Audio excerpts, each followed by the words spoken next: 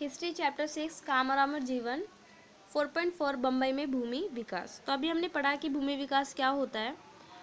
यहाँ देख सकते हो, यहाँ कुछ वर्ड दिए गए हैं। पहला जो वर्ड है दबे कुचले वर्ग। दबे कुचले वर्ग क्या होता है? ऐसे लोगों के लिए इस्तेमाल किया जाता है जहाँ जिन्हें जाति व्यवस्था में निम्न जाति या अछूत माना जाता है। तो जो दबे कुचले वर्ग होते हैं उन लोगों के लिए यूज़ किया जाता है जो निम्न जाति के हैं और जिन्हें लोग अछूता मानते हैं। दूसरा है भूमि विकास। भूमि विकास क्या होता है? दलदली अथवा डूबी हुई जमीन को रहने या खेती करने या किसी अन्य काम के लायक बनाना।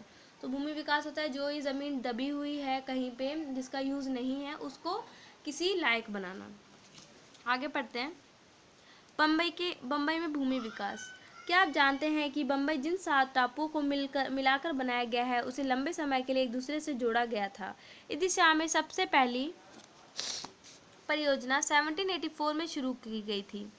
बम्बई के गवर्नर विलियम हार्नवी ने उस समय विशाल तटीय दीवार बनाने के प्रस्ताव पर मंजूरी दी। तो बम्बई के उस टाइम जो गवर्नर थे उन्होंने कहा था कि जो एक विशाल तटीय दीवार बनाई जाए ताकि जो इसके निचले इलाके हैं वो पानी की चपेट में आने से बच जाए।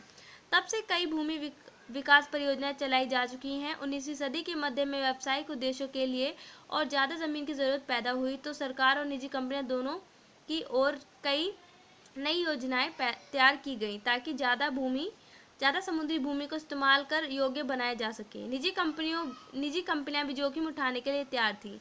1864 में मालावर हिल से कोलाबा के आखिरी छोर तक के पश्चिमी तट को विकसित करने का ठेका बैंक वे रिलैक्समैक्स कंपनी को मिला। भूमि विकास के लिए अक्सर बम्बई के आसपास के पहाड़ी इलाकों को ही सपाट किया जाता था। भारी लागत के कारण 1870 तक ज़्यादातर निजी कंपनियां बंद हो चुकी थी, लेकिन तब तक शहर का क्षेत्रफल 22 वर्ग किलोमीटर तक पहुंच चुका था।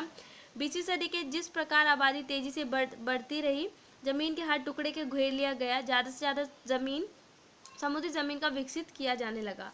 एक सफल भूमि विकास परियोजना बॉम्बे पोर्ट ट्रस्ट के अंतर्गत शुरुआत की गई। ट्रस्ट ने 1914 से 1918 के बीच एक सूखी गोदी का निर्माण किया और उसकी खुदाई से मिट्टी निकाली। एक सूखी गोदी का इस्तेमाल किया गया, उसकी खुदाई से मिट्टी निकाली और इसका इस्तेमाल 22 एकड़ का ब्लाड स्ट्रेट बना डाला। इसके बाद बम्बई का मशहूर मरीन ड्राइव बनाया गया। तो यहाँ देख सकते हैं किस तरीके से बम्बई का मशहूर मरीन ड्राइव बनाया गया। ये देखो, ये रहा मरीन ड्राइव। ये क्या है? बम्बई का प्रसिद्ध स्थान 20वीं सदी में समुद्री जमीन को विकसित करके बनाया गया था। तो यहाँ हमने देखा तो क्या हुआ था, जैसे कि जो उस टाइम गवर्नर थे विलियम हार्नवी, उन्होंने जो तटीय दीवार थी उसे बनाने की अनुमति दे दी क्योंकि उन्हें पता था कि अगर ये दीवार नहीं बनेगी तो अगर ये दीवार बन जाएगी तो जो नीचे इलाके हैं वो पानी की चपेट में आने से बच सकते हैं।